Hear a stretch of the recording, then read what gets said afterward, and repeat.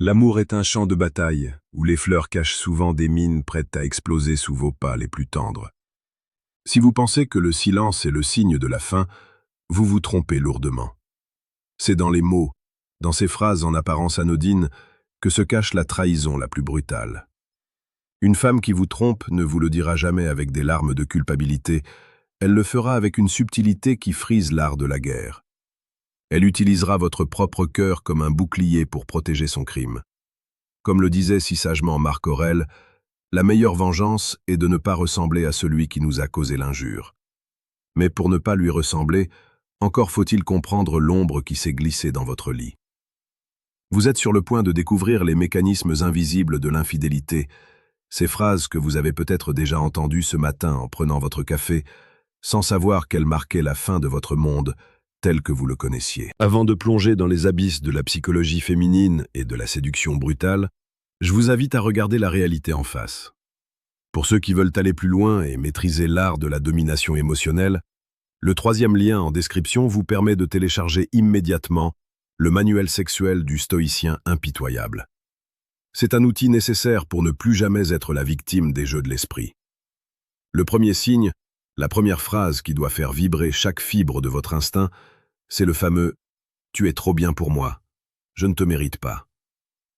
À première vue, cela ressemble à une déclaration d'amour absolue, à une humilité touchante qui place l'homme sur un piédestal.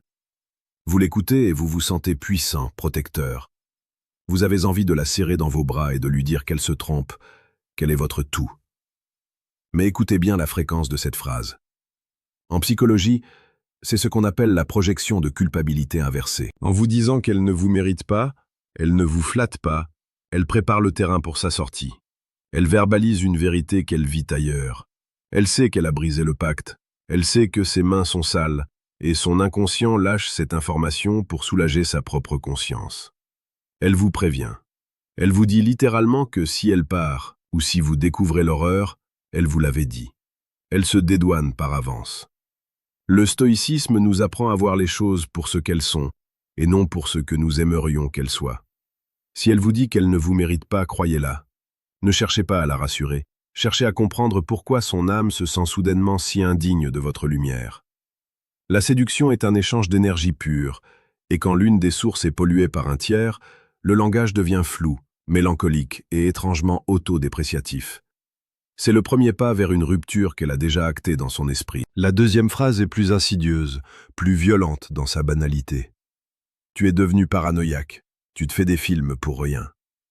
C'est l'arme ultime du détournement cognitif. Lorsque vous commencez à ressentir que quelque chose ne va pas, que les horaires changent, que le téléphone est plus souvent face contre terre, votre instinct de chasseur se réveille. Vous posez une question simple, calme. Sa réponse est une attaque. Elle ne se défend pas sur les faits, elle s'attaque à votre santé mentale. En vous traitant de paranoïaque, elle tente de vous faire douter de vos propres sens. C'est une technique de manipulation profonde qui vise à vous affaiblir. Plus elle vous fera croire que le problème vient de votre insécurité, plus elle aura de liberté pour continuer ses activités dans l'ombre. Un homme qui ne fait plus confiance à son propre jugement est un homme déjà vaincu. Sur la chaîne Psychologie et Amour, nous décryptons chaque jour ces mécanismes pour que vous ne soyez plus jamais le jouet des émotions d'autrui. Nous publions quotidiennement des contenus sur la séduction la plus précieuse et la plus pertinente pour faire de vous un homme inébranlable. Abonnez-vous maintenant pour rejoindre cette légion d'hommes qui voient à travers le voile. Continuons notre descente dans la vérité. La troisième phrase qui doit vous glacer le sang est celle-ci. J'ai besoin d'espace pour me retrouver. Je me sens étouffé en ce moment. Le besoin d'espace est une notion saine dans un couple, mais quand il arrive de manière soudaine, sans raison apparente de conflit, c'est souvent parce que l'espace est déjà occupé par un autre. Imaginez une pièce. Si elle se sent étouffée, ce n'est pas parce que vous prenez trop de place, c'est parce qu'elle essaie de faire entrer un deuxième homme dans le même espace émotionnel. La pression devient insupportable pour elle, non pas par votre faute, mais par le poids de son secret. Elle demande de l'air pour pouvoir respirer le parfum d'un autre sans avoir à vous regarder dans les yeux le soir même. Elle veut tester sa nouvelle vie, voir si l'herbe est vraiment plus verte ailleurs, tout en vous gardant en réserve au cas où le nouveau terrain serait trop aride. C'est une stratégie de transition. Elle ne cherche pas à se retrouver elle-même, elle cherche à se perdre dans les bras d'un autre sans avoir à rendre de compte. C'est ici que le stoïcisme prend tout son sens.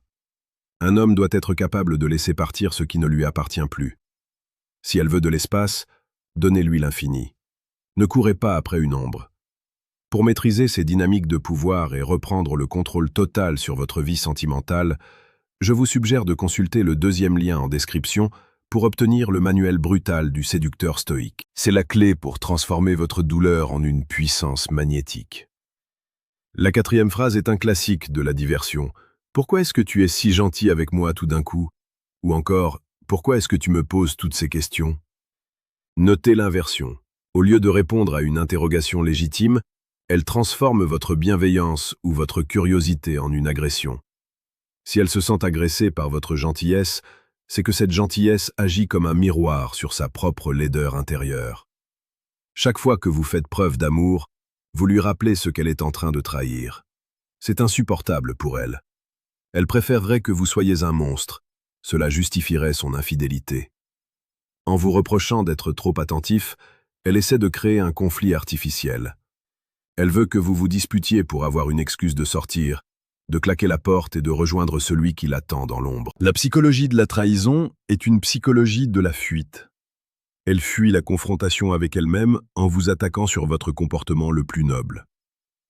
Un homme averti sait que lorsque la douceur devient un reproche, le venin a déjà commencé à circuler.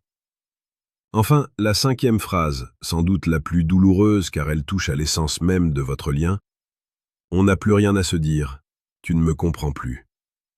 C'est le signal de la déconnexion émotionnelle volontaire.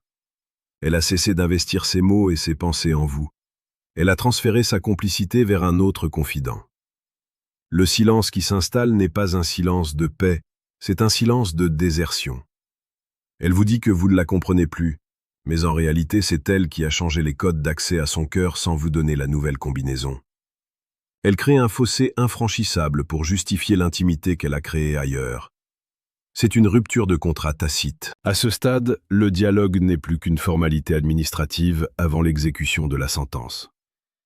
Elle prépare son départ en vous rendant responsable de l'absence de communication. Elle oublie de dire que si la communication est morte, c'est parce qu'elle a donné les clés de sa parole à un étranger. Arrivé à ce point, vous devez comprendre une chose fondamentale. Ce que vous venez d'apprendre n'est que la surface d'un océan bien plus profond et sombre. Vous pouvez choisir de rester dans l'ignorance, de croire que ces phrases ne sont que des malentendus passagers, ou vous pouvez décider de passer au niveau supérieur et de devenir celui qui décode chaque souffle, chaque regard. La frustration que vous ressentez peut être le moteur de votre transformation. Vous avez le choix entre subir les caprices d'un cœur instable ou devenir le maître de votre propre destin émotionnel. Cliquez maintenant sur le troisième lien en description pour accéder à Décodage. Ce qu'elles disent versus ce qu'elles pensent vraiment.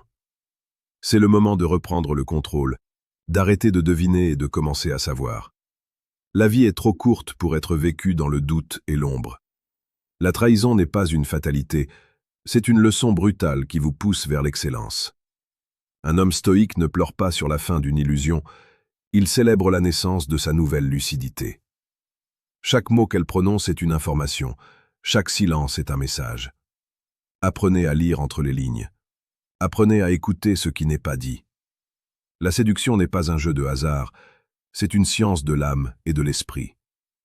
Si vous avez reconnu l'une de ces situations, ne vous effondrez pas. Relevez la tête. Vous avez maintenant les clés pour comprendre. Laissez un commentaire pour nous dire laquelle de ces phrases vous a le plus marqué ou si vous avez vécu une expérience similaire. Votre témoignage est une pierre à l'édifice de cette communauté d'hommes forts. N'oubliez pas de vous abonner à Psychologie et Amour. Nous sommes ici pour vous accompagner chaque jour dans la quête de la version la plus puissante de vous-même. La route est longue, elle est parfois pavée de ronces et de mensonges.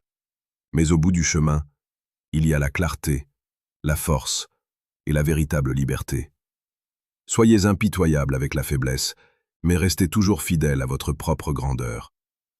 Merci d'avoir écouté jusqu'au bout. Agissez maintenant car demain appartient à ceux qui voient la vérité aujourd'hui.